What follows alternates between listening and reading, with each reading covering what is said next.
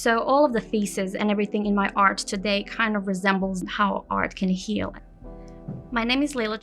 I came to the United States as a refugee from Bosnia and Herzegovina, divorced, single mom of 3 amazing kids, and also entrepreneur.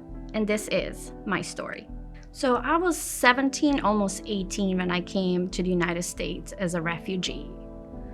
And that was an experience that I don't wish upon anybody. So work allowed me to kind of gain skills. Work allowed me to learn language. I worked really hard, and my brother was too young to work, and we didn't know if my dad was alive at the time, so everything fell on my shoulder.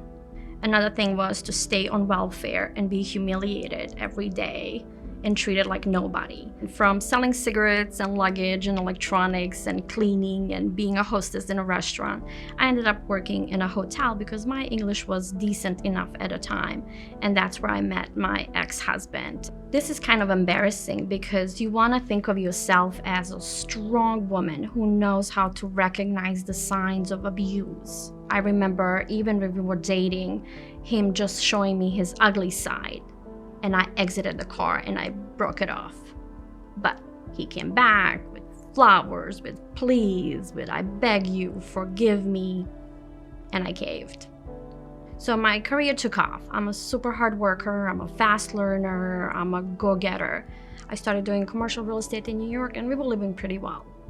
But again, not recognizing the signs of abuse, and one of those was that abuser will take you out of your comfort zone. So we moved all the way from New York, where my safety net is, to San Antonio, Texas, where I don't know anybody. It took me years to get him safely out of the house. I filed for the divorce. I paid for the attorney out of my own pocket. I did everything just so he can be happy and exit. There were no boundaries. He would come back knocking.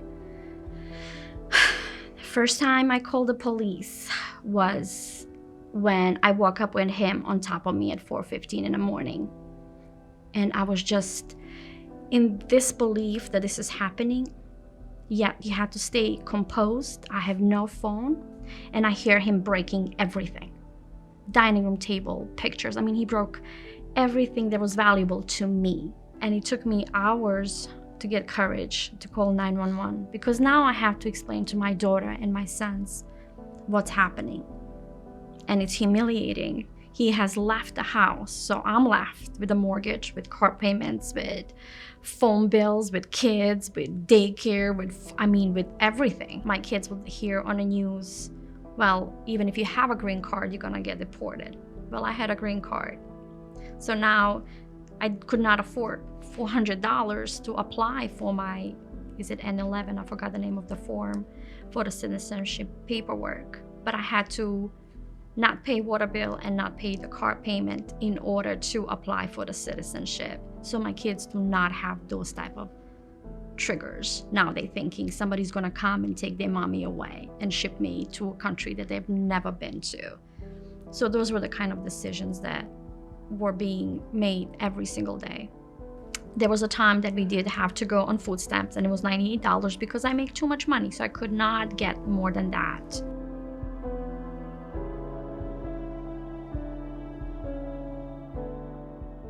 I have a gazillion jobs. I am a founder of my own organization for the life coaching. Today, when you come to my house and my studio, we have glasses that we break, we have plates that we break, because that's life. It's fragile. We are fragile, and it's okay to be broken. But then with all of those pieces, we make these amazing things that last a lifetime.